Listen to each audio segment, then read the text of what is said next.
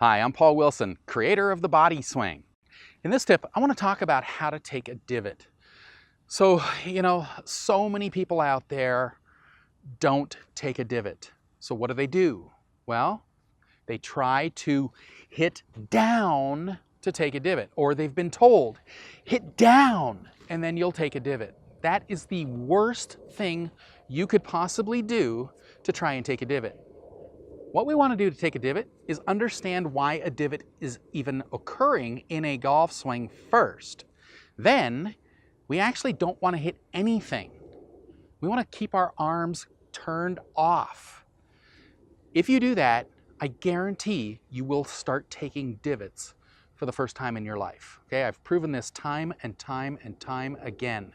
Student comes out, not taking divots. 10, 15 minutes later, they start taking divots. All by not trying to take a divot. That's right. So here, let's understand why a divot is taken. Okay, so I'm going to start with my feet together. Have you ever hit balls with your feet together? You usually hit the ball pretty good, don't you, with your feet together? Thing is, you can't take a divot with your feet together. From right here, my feet are together. I have one axis in my golf swing. My arms are stretched out. Club is at ground level. So from right here, if I keep my head still, it is impossible for me to take a divot. That's because the golf club is already stretched out to the widest point with one axis. So you can see right here, my golf club will never enter into the ground. Might brush the ground, but it's never going to enter into the ground. Problem is, we can't hit the ball that far with our feet together. So what do? Well, we spread our feet apart like this. So in the process of doing that, you now have two bottoms to an axis and one top to an axis. So in our golf swing, there's actually two axes.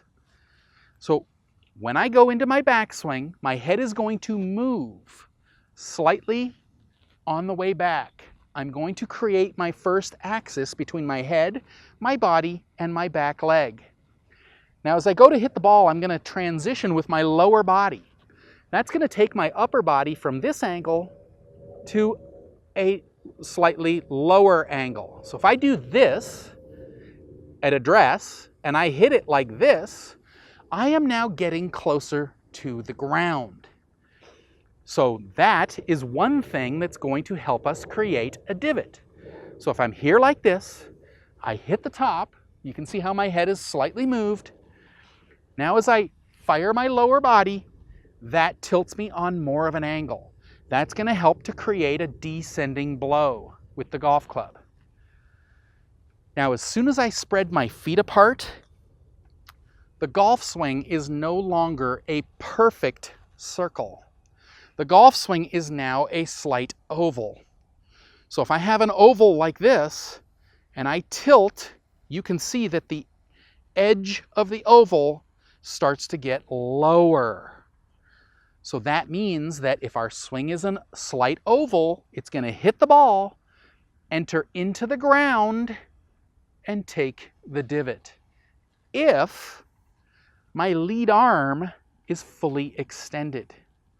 All right, if I go like this, if I start with my arms stretched out and I hit the ball doing a chicken wing, I'm narrowing the swing arc.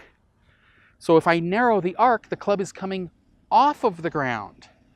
So of course it's not going to enter into the ground and take the divot.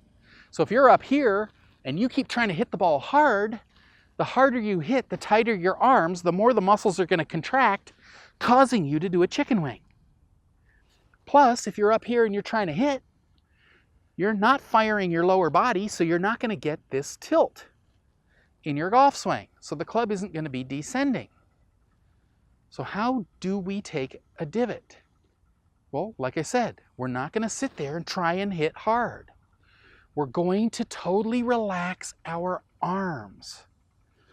Okay, so we're setting up with we've got our grip on, we've got our arms fully extended.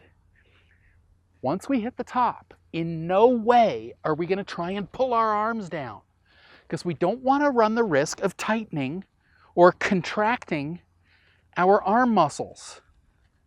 So this is an extended position. This is a contracted position. I had to fire a signal in my mind to contract my muscles. Okay, so a chicken wing is you firing the muscles to make them contract. So we need to not try and hit anything because we don't want to run the risk of contracting our arm muscles. All right, so we're up here like this. If I turn my arms off right here, I would have to find a different power source in my golf swing. So if you turn your arms off here and you're not trying to hit anything, you'd have to use your legs and hips to hit the ball. Well, if you're up here and you fire your lower body, you will start to tilt behind the ball. If you look at any pro hitting a golf ball, they start on this angle, they hit the ball on this angle, every one of them. So you need that tilt in your golf swing. If you're up here and you're leaning forward, you're not getting the tilt. And that's one of the critical pieces in taking a divot. All right, but it all stems from you trying to hit that golf ball with your arms. And it is truly mind-boggling that people are trying to hit down to purposely take a divot. They've been told to do this, and yet they still don't take a divot. The way to take a divot is to understand why a divot is occurring first. Next, we stretch our arms out at address. We hit the top of our backswing. At this moment in time, in no way are you pulling these arms down. We're going to totally relax our arms. If you turn your arms off, you will have to use your body to hit the golf ball. If you use your body, you will get this tilt. If the lead arm stays extended when you hit the ball, the club will hit the ball first. It'll hit the ball, then it'll enter into the ground and take the divot because the golf club is swinging at its widest arc, not a narrower arc. All right, hopefully you understand that. Taking a divot allows you to get that nice compression on your shots. Pros take divots. So if they're taking a divot, they're doing it somehow. So if pros are doing that, you want to take divots as well. That will help you de-loft the golf club, get the nice compressed sound to your shots, get backspin on your shots. So you really want to learn how to do that. And I'm not kidding. As soon as you start loosening up your arms, you will start taking divots. I've proven this time and time again over the past 25 years. Okay, and that's what I do. I teach people a powerful, effortless, pain-free golf swing. All right, so how are you going to get that? Well, you're going to get a powerful, effortless, pain-free golf swing if you're not sitting there trying to hit that golf ball as hard as you can with your hands and arms. All right, so if you want to learn how to do that, I've got a product called the Body Swing, which takes you step by step by step, teaching you that powerful, effortless, pain-free golf swing.